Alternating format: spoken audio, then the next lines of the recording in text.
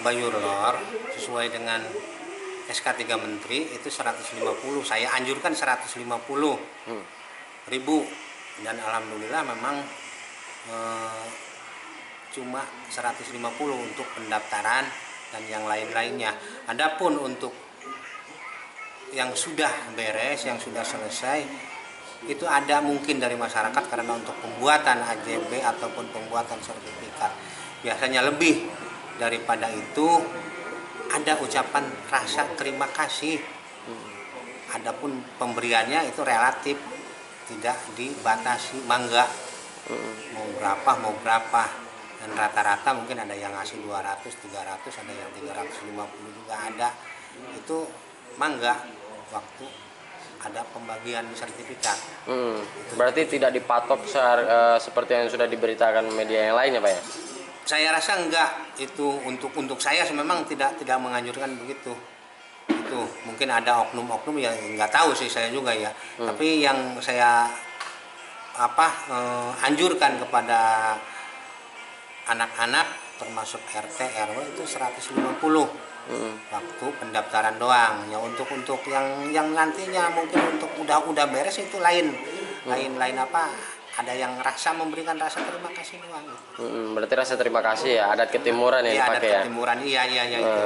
Nah terus untuk tahun ini berapa bidang Pak yang didapatkan oleh Bayur-Lor ini? Untuk tahun ini kemarin memang ada 700 bidang, dikasih 700 bidang, cuma saya nggak sanggup, makanya turun jadi 400 bidang.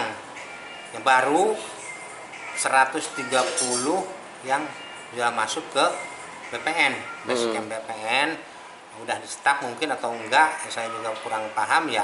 Tapi yang baru masuk cuma 130 dari 400. Nah kenapa Pak mengajukan 400 saja Pak? Ya mungkin masyarakatnya kurang karena katanya kalau bikin sertifikat itu susah. Bikin sertifikat itu nantinya untuk pergantian ke yang lain juga susah, katanya ribet dah. Makanya ada yang mau, ada yang enggak. Jadi saya minta 400 aja dari 700 tersebut, dan baru sekarang ada 130 bidang yang sudah didaftarkan. Nah tahun sebelumnya ini mendapatkan berapa bidang Pak? Untuk tahun 2020 saya kebetulan mungkin itu dulu kan dikasihnya kuota 1.200. Nah ternyata karena terhalang oleh corona saya cuma mendapat dipotong 400, jadi mendapatkan 800. Itu pun belum selesai semua. Karena apa? Karena kebanyakan kembali lagi ke BPN itu ada salah bidang, ada salah nama, itu banyak hampir sekitar ada 10% lah ya, 10%-an. Jadi sampai sekarang baru paling 600 bidang, yang 600 sertifikat yang sudah dibagikan, yang kemungkinan ada 200-an lagi yang belum dibagikan. Oke.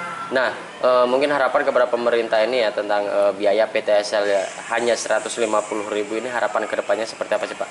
Nah menurut saya karena di sini mungkin ada undang-undang desa, ada permum, ada peraturan, itu mungkin kalau mengacu ya seperti harga motor aja lah. Ya kita berbicara harga motor dari Jakarta itu harga motor misalnya 15 juta. Nah sementara pas ke Karawang apalagi ke desa itu mungkin sampai 15 itu jadi 18 ataupun yang 20 juta. Nah jadi kita yang merasa di kampung ini karena apalagi RT kan biaya ukur apa itu nggak ada, biaya untuk bambu, belian materai apa itu nggak ada. Jadi untuk ke depan ini harapan saya terhadap pemerintah, tolong jangan terlalu minim lah, jangan terlalu minim, kasihan apalagi RT gajinya dari mana, honornya kan nggak ada ya, bukan nggak ada ya, cuma seberapa lah. Kalau dibandingkan per hari paling enggak 10.000 perak per hari. Nah, untuk biaya makan aja nggak cukup. Nah, harapan saya mungkin untuk ke depan ya tolong ini pemerintah terutama pemerintah pusat, kalau ada program-program lagi lihat-lihatlah. Uang 150 itu cukup apa enggak?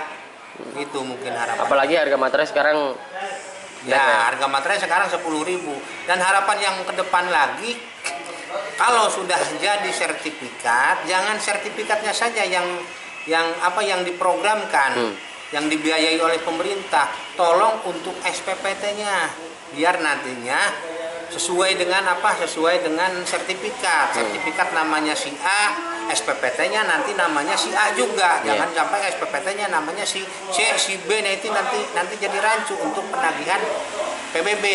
Itu harapan saya seperti itulah.